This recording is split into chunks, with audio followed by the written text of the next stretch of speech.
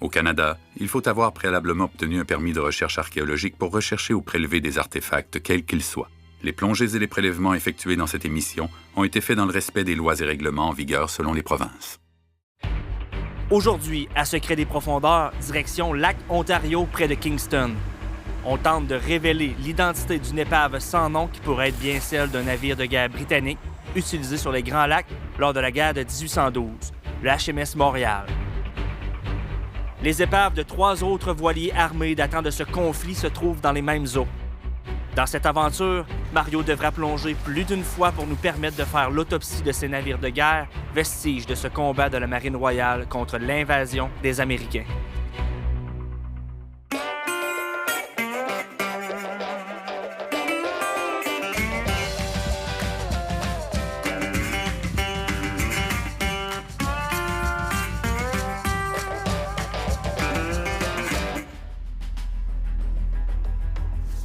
C'est-tu beau, ça? Oui, hein? Ben, c'est la Pointe Frédéric. On est à Kingston. On a le collège militaire en arrière de nous autres.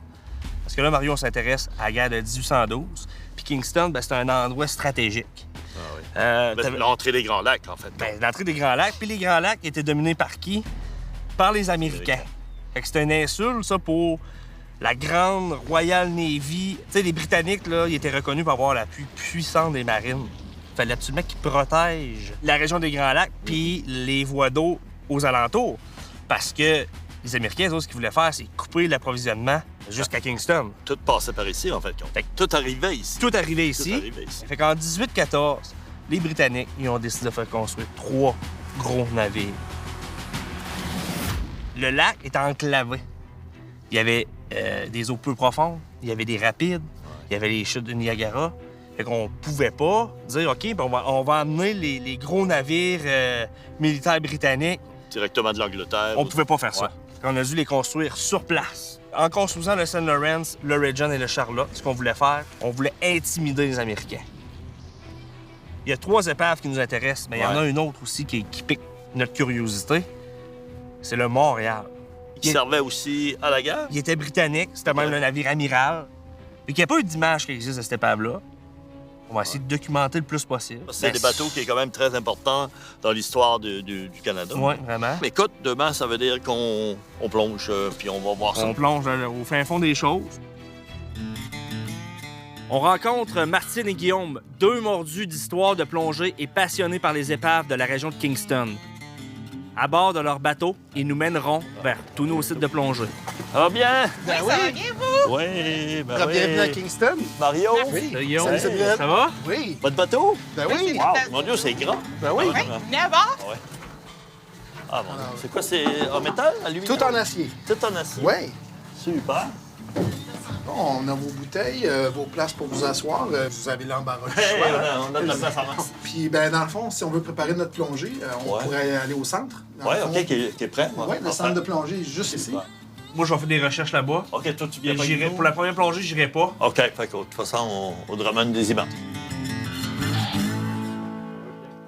J'ai joint les Forces armées canadiennes comme un réserviste, mais éventuellement, j'ai rentré dans la régulière. Et puis, dernièrement, j'ai pris ma retraite. Et j'ai décidé de rester ici parce que les épaves, c'est ma passion. Donc, j'ai vraiment un parti pris à essayer de préserver les épaves. Puis ces épaves-là étant très vieilles, là, au-dessus de 200 ans, je veux dire, éventuellement, le temps va faire son œuvre. On veut s'assurer qu'elles soient protégées.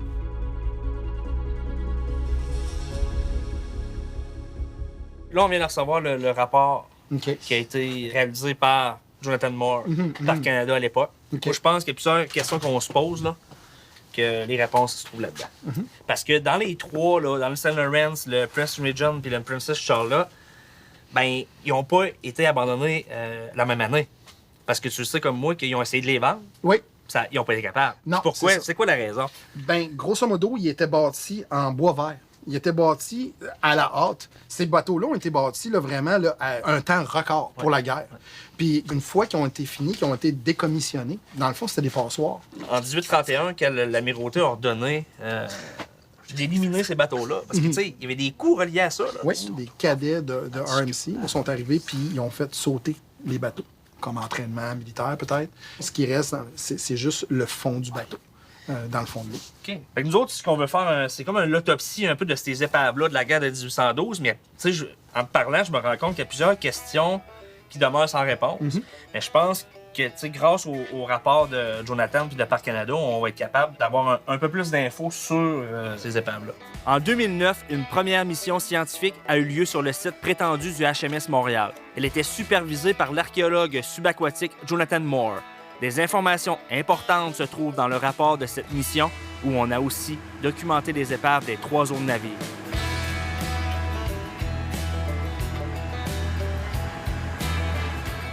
On s'en va sur le HMS Montréal. On est pas mal sûr que c'est une épave de 1812. Par contre, c'est-tu vraiment le HMS Montréal? C'est difficile à dire parce que les plans qui venaient de l'amirauté en Angleterre, quand ils arrivaient ici, les constructeurs de bateaux disaient « on va faire ça un peu plus court, un peu plus long ». Fait que c'est là la difficulté de l'identification. Ce qu'on trouve, ce qu'on mesure, dans le fond, ça équivaut pas nécessairement à ce qu'on a comme plan dans les archives nationales.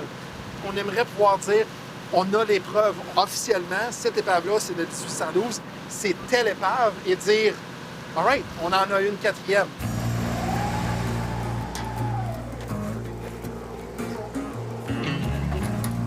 Ben, moi, je vais passer en premier.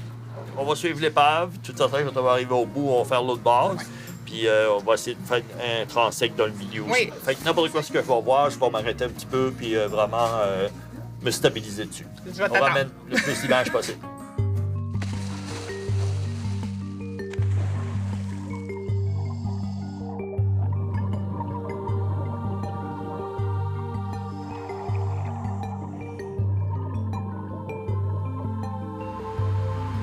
Mike Hill nous accompagne dans notre aventure. En 2009, quand il était président de l'Association de sauvegarde des épaves de Kingston, il a fait quelques plongées exploratoires sur l'épave du présumé HMS Montréal.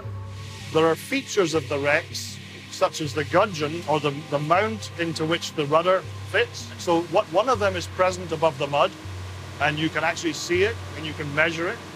The other has been probed for, and the distance between the two is consistent with Admiralty records for the Montreal. Encore aujourd'hui, Mike est convaincu que cette épave faisait bel et bien partie de la flotte des forces navales britanniques durant le conflit de 1812. Well, if it's possible at some point to prove definitively that it's the Montreal, I'd die a happy man.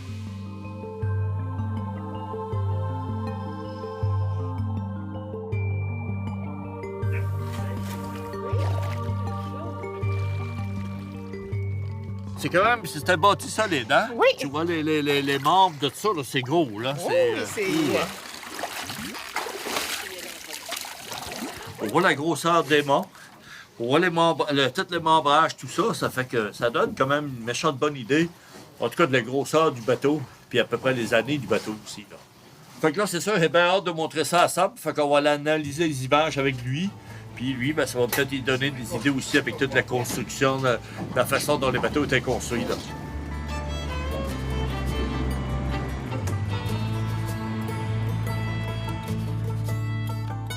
On arrive vraiment à l'arrière du bateau.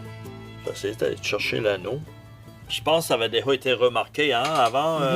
Oui, c'est cette pièce-là qui a donné la puce à l'oreille à Jonathan de dire ça se pourrait-tu que ça soit une épave de 1812? Parce que ce goujon-là, ils l'ont vu sur les autres épaves. Exact. Ça se trouve Exact. à l'arrière où était le gouvernail, en Ouais. fait, compte. Mais pour son identification formelle, je pense qu'il va peut-être falloir attendre. Mais le candidat le plus sérieux, à l'heure actuelle, c'est le Montréal. Ah, le candidat le plus sérieux, en tout cas, ça serait le Montréal. Ça serait le premier bateau amiral. Puis dans le fond, le St. Lawrence, il l'a remplacé. Bien justement, on va aller voir le site du St. Lawrence. Selon ce que j'ai trouvé comme information, c'est qu'il y aurait d'autres vestiges du St. Lawrence. À côté. On va peut-être avoir des surprises. Au retour à Secret des profondeurs. Viens voir. Oh, ça, c'est l'épave. On dirait que c'est ta fleur d'eau, ça. Le but, là, quand on approche des vestiges à faible profondeur comme ça, c'est d'aller vraiment tranquillement pour pas créer de remous.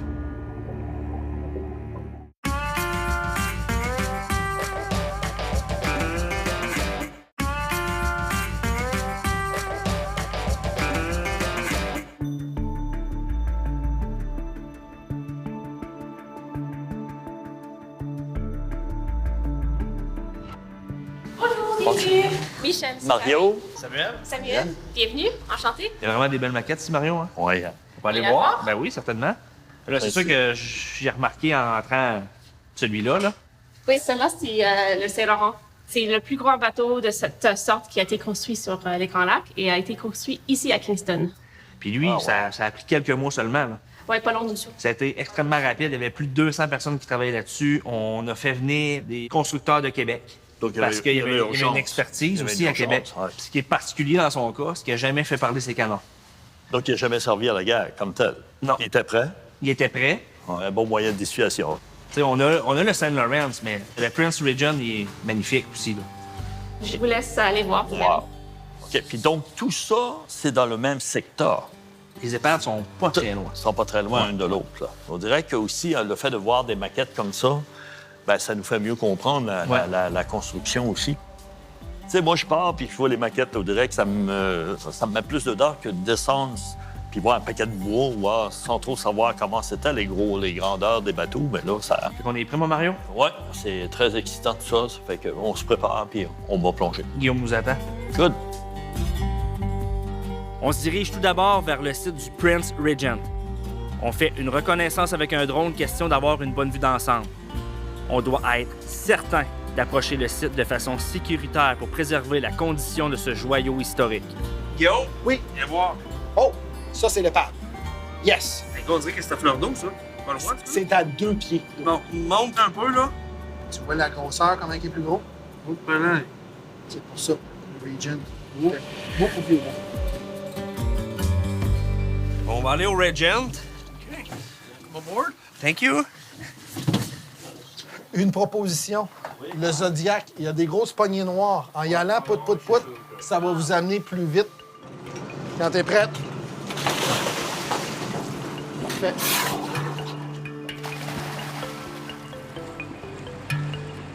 Le but, là, quand on approche des vestiges à faible profondeur comme ça, c'est d'aller vraiment tranquillement, là, pour pas créer de remous. Puis aussi, pour être capable de voir. Mais vu que l'épave est tellement peu profonde, je pense qu'on va être capable d'avoir une bonne idée de qu'est-ce qui se trouve au fond.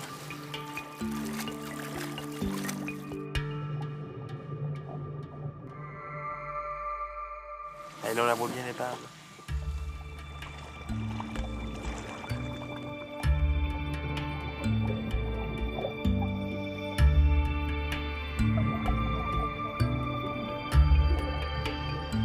C'est ici qu'était le gouvernail aussi. Là. La même pièce que là-bas. Ouais? Ouais. Il est là, là? Ouais. Il y a beaucoup de moules après. Ouais, quand Ah, il même. n'y a pas beaucoup d'eau. Non, c'est vraiment pas. Il n'y a pas vraiment d'eau, hein? C'est pas des épaves profondes, hein? Ah, pas de décompression à faire.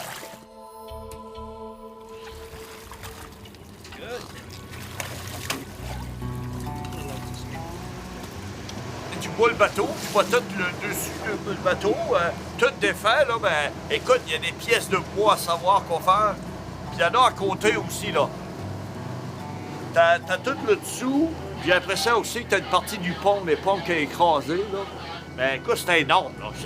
C'est construit solide, là. C'est des morceaux de bois de 12 par 12, là. C'est énorme, là.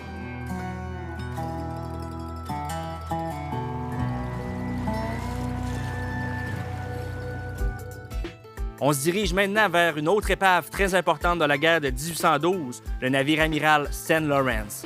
Le rapport de 2009 de Parc Canada mentionne qu'il y aurait de possibles débris inexplorés au sud de l'épave. Ah, c'est drôle, hein? C'est tout distancé, hein? Les planches. Ça, c'est la quille.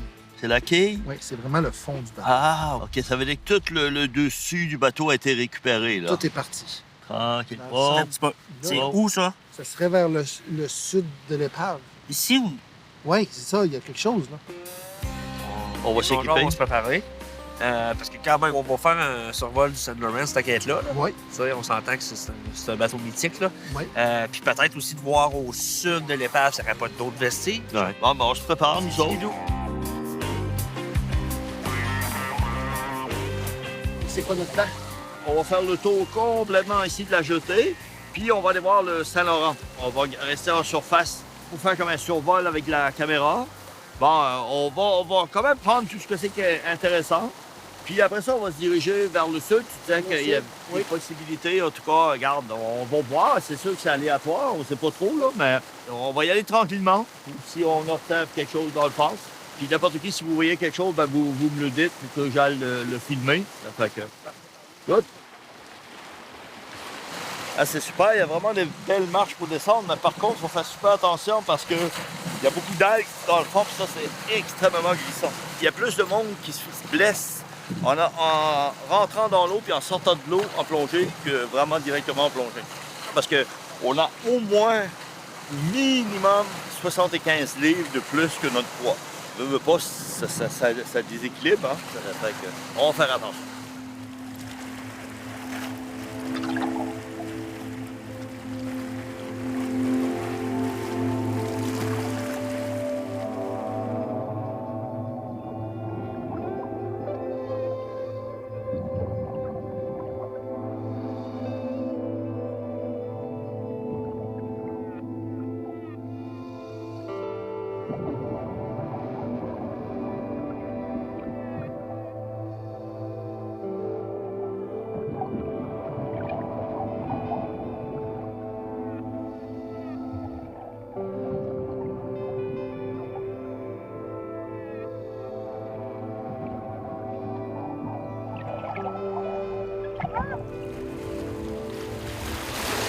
La visibilité, t'es-tu bonne?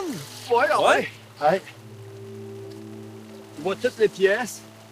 Puis après ça, quand tu te donnes quoi? 150, 200 pieds, là, tu commences à avoir plein de pièces. Ah, Il y en a ouais. éparpillées avec... Sérieux, plus qu'on continue, plus qu'on en envoyait. Ah ouais? Oui. Il y en aurait d'autres? Oh oui, non, on n'a pas tout vu, là. C'est clair qu'on n'a pas tout vu, là. Ben Wow. voyons donc. C'est impressionnant. J'ai hâte de voir les images, là. retomber, ça c'est fun! Ben oui, ça va aussi. Ça, c'est le Saint-Laurent. Ouais, ça, c'est ça. Ben, tu vois, même de ce que c'est qu'on voit de la surface, c'est la même chose. C'est toutes des grosses pièces qui sont toutes bien alignées. Tu te rappelles la maquette qu'on a vue, hein? Ouais, c'est ça. C'est la même chose. Tout, Mario, tu me dis qu'il y aurait peut-être des vestiges encore plus au large. Ben, on passe parce que quand on a décidé de voler, c'est pas parce qu'il n'y en avait plus, il y en avait plein encore. Donc, c'est sûr qu'il y en a sur une très longue surface, là. Puis là, ben, moi, ils venaient me voir tout chacun leur tour. En fait, compte pour me dire, il y en a une là, il y en a une là. T'as le filmé ça? Donc, il y en a... tu voyais qu'il y en Il a avait été plein, sollicité pas mal au fond de l'eau. plein. Ouais, c'est ça. Mais ça veut dire que ça vaudrait la peine de revenir. Oui, ben oui, certain. Si on a des scooters, parce que Guillaume puis Martine m'ont dit qu'il y avait des amis qui avaient des scooters. Martine et Guillaume font tout ce qui est possible pour rejoindre un de leurs contacts qui pourrait posséder un scooter sous-marin. Et il doit être disponible en moins de 12 heures. J'ai une grosse faveur à te demander. Est-ce que tu es libre demain? On pense que plusieurs débris seraient visibles plus au sud de l'épave. Des scooters sous-marins seraient notre seul espoir de couvrir autant de terrain malgré le courant. OK, merveilleux, Martine. C'est que je parle que mon stock, je te donnerai une heure estimée d'arrivée, là. OK? Ah, merci, tu me sauves la vie. Parfait, ciao. Bye! J'ai trouvé quelqu'un. Gaétan, il peut. On a 2 personnes. Yes! Au retour à Secret des profondeurs, un des moyens pour couvrir une grande zone, c'est des scooters. Nicolas et Gaétan vont être de chaque bord. Ouais. Vous allez vous tenir après les scooters. OK? Ouais. Et dans le fond, on va s'en aller à basse vitesse.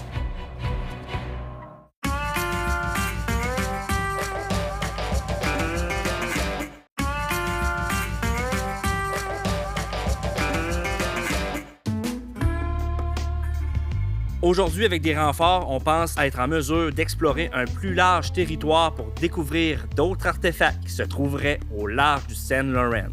La zone est grande à couvrir, puis un des moyens pour couvrir une grande zone en peu de temps, c'est des scooters. Guillaume et Martine, ils ont travaillé très fort pour Ouais, hein. trouver 2 plongeurs Dernière avec minute. des scooters. Dernière minute, comme ça, c'est Fait que si jamais, toi, t'as une pièce qui est vraiment intéressante, tu tapes frappe. dessus, puis tu Ben, filmes ça. Je la filme et on continue. C'est ça. On est content d'avoir Nicolas et Gaétan parce que ça va vraiment nous aider dans notre quête. On va longer la rive comme on a fait pour aller voir l'épave. Rendu au point central de l'épave, on va essayer d'aller le plus loin possible. Après ça, de remonter. Dans le fond, on va faire un quadrillage du territoire. En remontant vers la rive. Je pense que Mario et Stéphanie aiment ça être tracteur. Hein? Ah, c'est fun, c'est toujours le fun.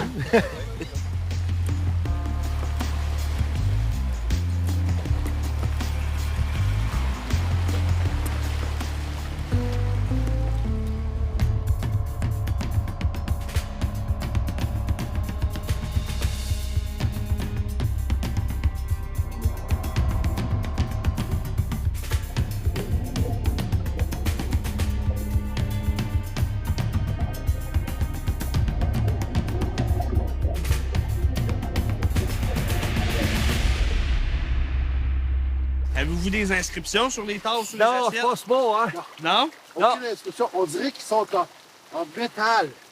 Ils sont pas en poterie, comme en fer. Les tasses, c'était du métal émaillé, mais les assiettes, c'était de la porcelaine. Ah oui? Tu veux le gros chaudron? Ouais, il y a À la fin, il y a énorme chaudron, ouais. juste à côté, plein d'assiettes. Non, il y a du stock, là. J'ai hâte de voir ces images-là, les assiettes, Ouais, les en tout tasses. cas, il y a ça va plein de être beau. choses.